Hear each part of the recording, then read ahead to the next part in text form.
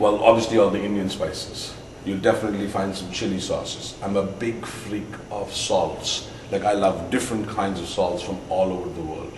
So I really enjoy a little salt from here, a little salt from there, French salts. I'm a big fan of salts. Spices wise, all kinds of spices. I've got the best of balsamic vinegars and the best of olive oils and the best of all the other spices. Like, so there's not one single thing. I mean, if you look at my cupboard, it's like huge. It's huge of spices. Okay.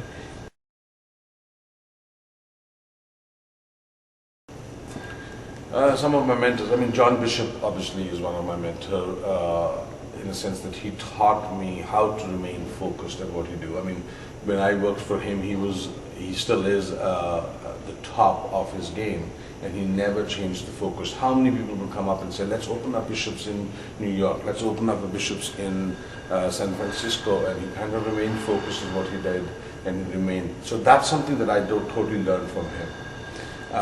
As far as chefs are concerned, I think my mother-in-law, my mother are really good chefs, and they have taught me how to take the spices, and sometimes less spices, sometimes more spices, and create the best foods.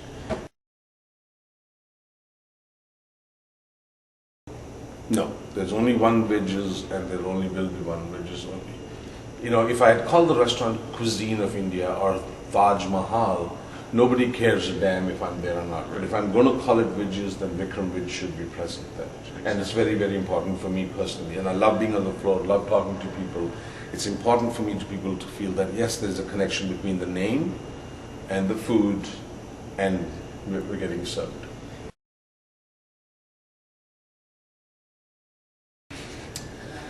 If I wasn't a chef, I would probably be a stage actor.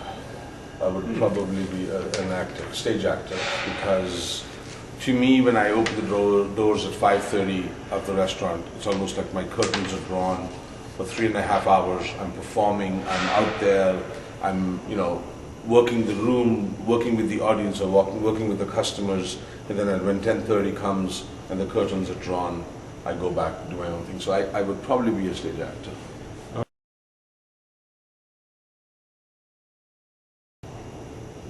Well, food has to be passion. It has to come. Food has to feel good. Food nourishes us, so it has to come from inside. It's no different than when you get up in the morning and do your yoga, or you go for a run. In the same way, food should be therapeutic as well.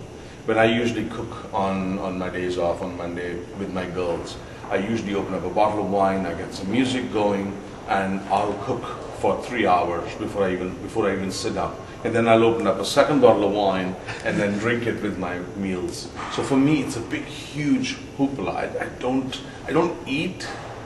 I don't eat to live. I almost like live to eat. I just enjoy just food. Breakfast, lunch, and dinner. I think about food as soon as I wake up. I say, okay, what am I going to have for breakfast? Oh, what am I going to have for lunch? Or what am I going to have for dinner? Like I get obsessed, and my kids get so mad at me. They say, Papa, why do you need to fuss so much about food? Why can we not generally eat something that's regular in the fridges there? Why, like nobody else's mom and dad fuss about it? And I look at them and say, but this is my passion.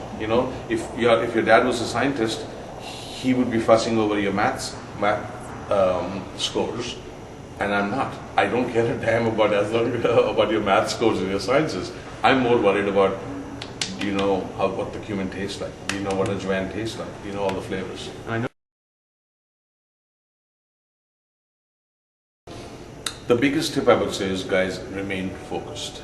Remain focused. This is a tough business. Remain focused. Do what you feel like doing. If you're not a people's person, if you don't enjoy cooking, don't be part of it. Get out of it and do something else.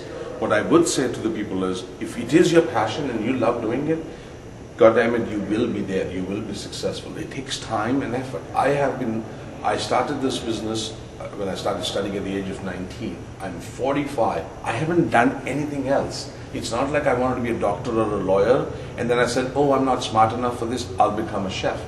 This is all I wanted to do. You ask me to give me a nail and you say put it in the wall properly, I will not be able to do it. But you give me 4 spices and I'll cook you a damn good meal. And that's how I think. Right. Sure.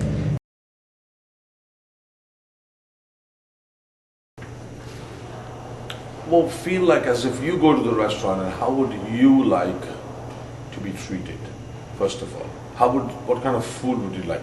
Don't hide behind either butter or spices just for the sake of doing it. Do it because you really want to do it. Don't do it. If it's a business, the day restaurants become a business for people, that's the day you just become like everybody else, like generic.